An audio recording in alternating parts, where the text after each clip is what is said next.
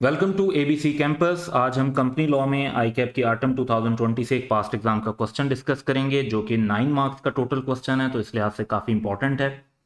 और इस टाइप का क्वेश्चन जो है वो अंडरस्टैंडिंग के लिए भी बहुत अहम है, क्योंकि इसमें डिफरेंट ऑप्शंस हमारे डिस्कस हो रहे हैं जो कि काफ़ी सारे डिफरेंट सिचुएशन के अंदर और डिफरेंट टाइप की स्पेशल रेजोल्यूशन जहाँ पर पास करनी पड़े स्पेशल बिजनेस में, वहाँ पर ये सिमिलर टाइप का क्वेश्चन रेलिवेंट हो सकता है। So on 26 September 2020, the board of director of Duck Fertilizer Limited, a public unlisted company, in its recent board meeting has approved a short-term loan to Kitten Limited, one of its associated companies, to meet its working capital requirement, for which shareholders approval is required. So basically आप कोई भी जो investment अपनी associated company में करते हैं, short term हो long term हो, उसके लिए आपको स्पेशल रेजोल्यूशन का अप्रूवल चाहिए होता है।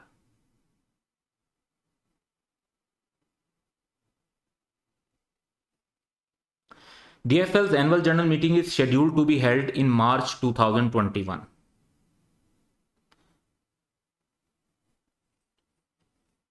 तो अब देखें सितंबर का टाइम है और नेक्स्ट मीटिंग जो है होनी है, जो एनुअल जनरल मीटिंग है वो मार्च में होनी है, which is like 6 months away. So under the provision of Companies Act 2017, briefly discuss the options available to DFL for obtaining shareholders approval. तो क्या ऑप्शंस अवेलेबल हैं, तो पहले हम इसको रिस्पॉन्ड करेंगे पहले पार्ट को। तो देखें जो दो ऑप्शन इनके पास अवेलेबल हैं, एक ऑप्शन तो ये है कि एजीएम तो 6 month के बाद होनी है, तो ये EGM extra ordinary general meeting call कर लें।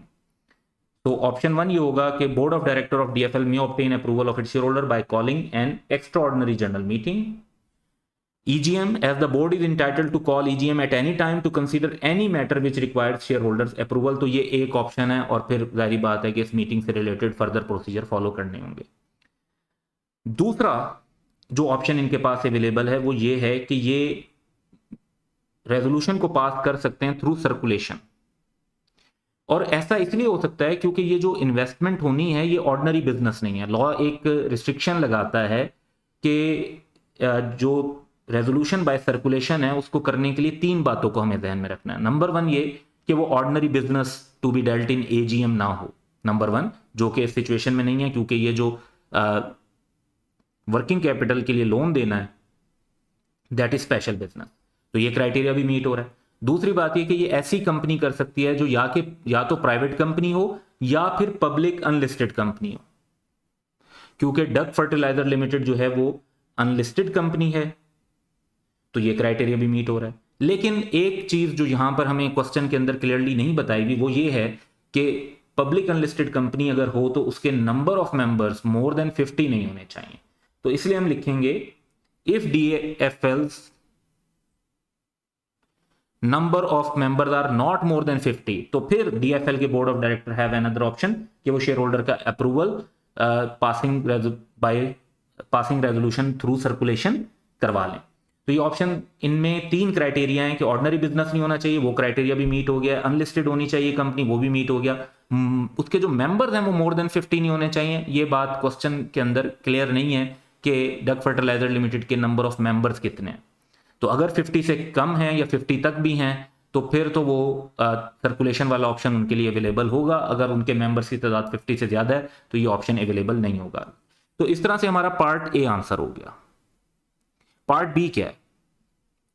पार्ट बी है कि state the procedures to be followed for obtaining the approval in each option identified in a above. यानी अब प्रोसीजर बताना है। अच्छा, प्रोसीजर में जो बात हो रही है तो आगे ये भी रिक्वायरमेंट लिखी हुई है कि ignore procedure relating to voting. Vote से रिलेटेड प्रोसीजर्स बताने की जरूरत नहीं है।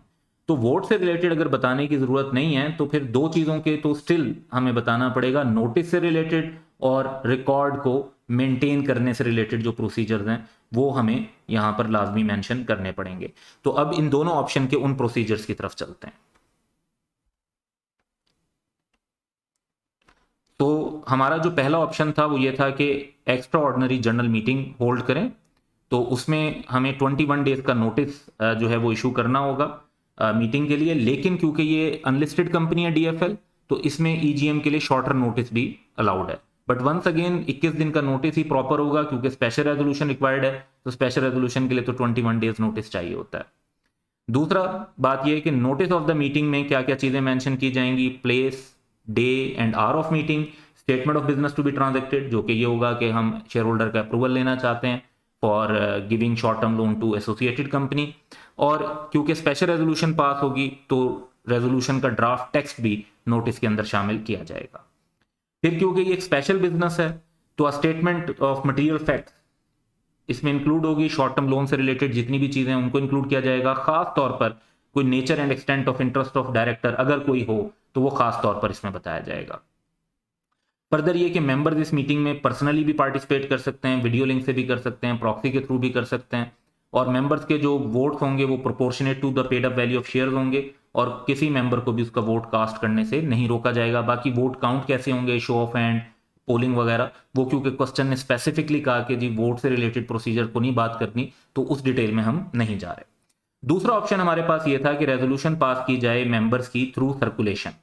तो इस सिचुएशन में 3 रिक्वायरमेंट्स हमें फॉलो करनी होंगी। एक तो ये कि रेजोल्यूशन को जब सर्कुलेट किया जाए तो उसे नेसेसरी पेपर्स उसके साथ अटैच किए जाएं, जिन्हें मेंबर्स इवेल्युएट करके फैसला कर सकें कि वो रेजोल्यूशन की फेवर में वोट देना चाहते हैं या अगेंस्ट देना चाहते हैं।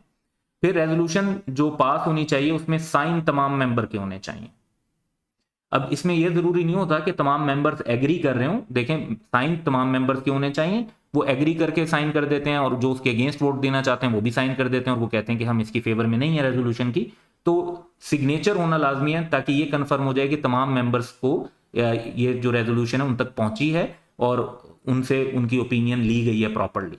फिर जाहिर बात है कि वोटिंग की बेस पर फैसला होता है कि एक रेजोल्यूशन पास हो रही है, रिक्वायर्ड वोटिंग अगर मिल जाती है या नहीं हो रही, और इस रेजोल्यूशन को नेक्स्ट जो मीटिंग होगी उसके रिकॉर्ड का हिस्सा बना दिया जाएगा, और उस जो नेक्स्ट हमारी जनरल मीटिंग होगी उसके मिनट्स ऑफ मीटिंग के अंदर इसको रिकॉर्ड का हिस्सा बनाएंगे। तो ये 3 रिक्वायरमेंट्स हमारी जो हैं सर्कुलेशन के थ्रू जो रेजोल्यूशन पास होगी उसमें रेलिवेंट होंगी। तो ये बी पार्ट का आंसर था। That's all for today, have a good day.